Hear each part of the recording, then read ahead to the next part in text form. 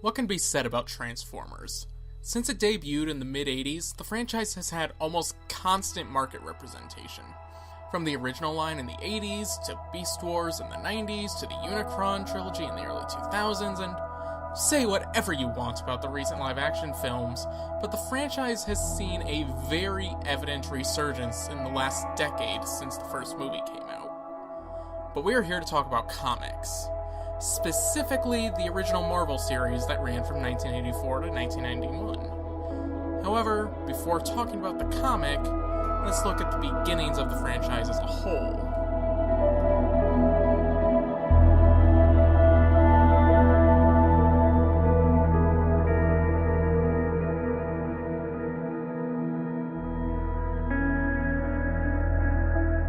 To get to the root of Transformers, you have to take a look at two Japanese toy lines produced by Takara, which is now known as Takara Tomy, Diaclone and Microchange. Diaclone had originally started in 1980 as just a robot-based action figure line. Then, in 1982, Takara introduced the Car Robot series of figures that could convert from a robot into some sort of vehicle.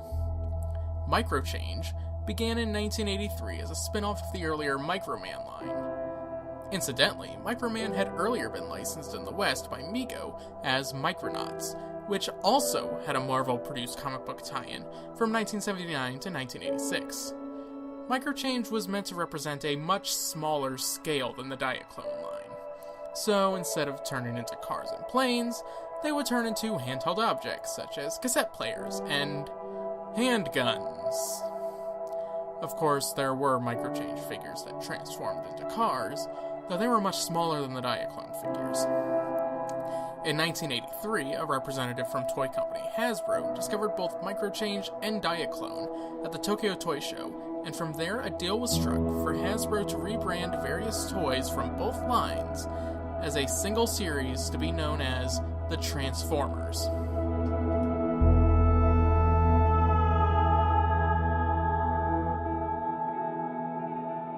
In 1983, in order to advertise the new toy line, Hasbro decided to repeat the same marketing strategy they had used 2 years earlier with the relaunch of G.I. Joe. Traditional TV and magazine ads, a syndicated animated series, and a comic book series published by Marvel Comics.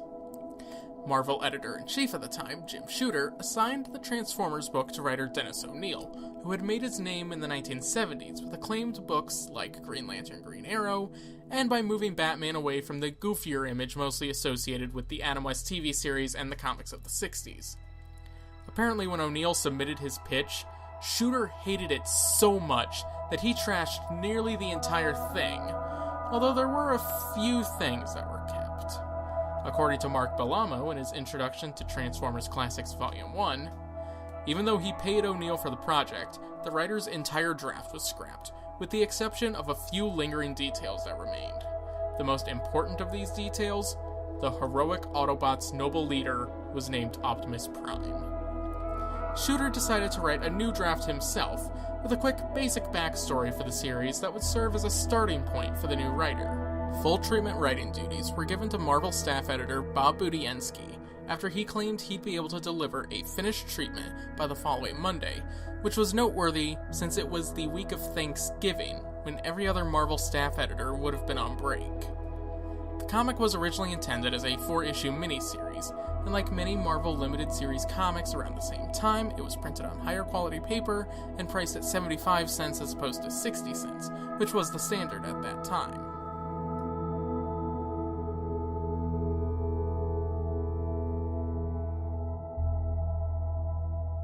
The Transformers Issue 1 was published in May of 1984, written by Bill Mantlo and Marvel editor Ralph Macchio, to, from what I've been able to gather, mediocre sales.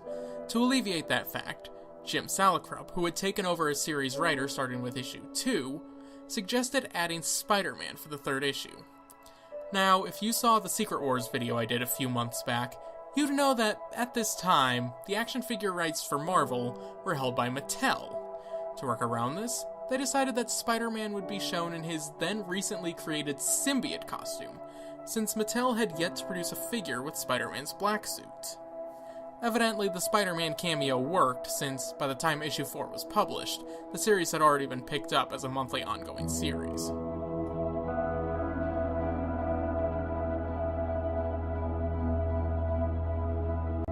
When the series transitioned from miniseries to ongoing, writing duties changed hands from Jim Salicrup to original treatment writer and miniseries editor Bob Budiansky. Once the series went monthly, sales evidently were quite strong, since the series went on to run for 7 years, until being cancelled in 1991 after 80 issues, or 84 if you were to include the 4-issue Headmasters miniseries from 1987. There was also a 4-issue crossover with fellow Hasbro franchise G.I. Joe, published in 1986. The comic series has had a tremendous impact on the Transformers franchise as a whole, being the original source for the basic premise, as well as naming all 28 characters that made up the first wave of figures, and for that, it cannot be forgotten.